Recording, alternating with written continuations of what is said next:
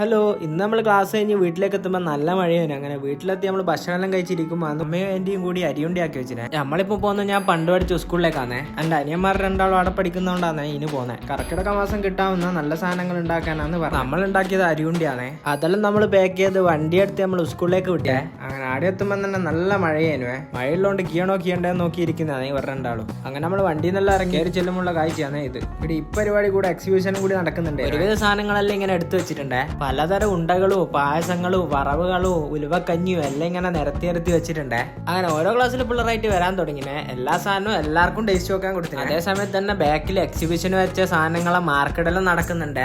അപ്പോഴത്തേക്ക് നമുക്കും ടേസ്റ്റ് നോക്കേണ്ട സമയമായിനെ. എല്ലാവർക്കും ഓരോരോ ഇല വെച്ച് തന്നിനെ. എന്നിട്ട് എല്ലാ സാധനവും ടേസ്റ്റ് നോക്കാനും പറഞ്ഞു. ഞാൻ എല്ലാ സാധനവും ഒന്നും ടേസ്റ്റ് ചെയ്തില്ലെങ്കിലും കുറച്ച് സാധനം ടേസ്റ്റ് ചെയ്തു. കായ്പോളയാണേ. കായ്പോള എന്താ ഈ സമയത്ത് ഇടാൻ നിങ്ങൾ വിചാരിക്കുന്നുണ്ടാവില്ലേ? എനക്കും അറിയില്ലേ. അത് കഴിഞ്ഞൊരു എള്ളുണ്ടേനെ പോലത്തെ സാധനം ഉണ്ടേനെ, അതും ടേസ്റ്റ് ചെയ്തു. എല്ലാ സാധനവും വെറൈറ്റി സാധനങ്ങളേനു.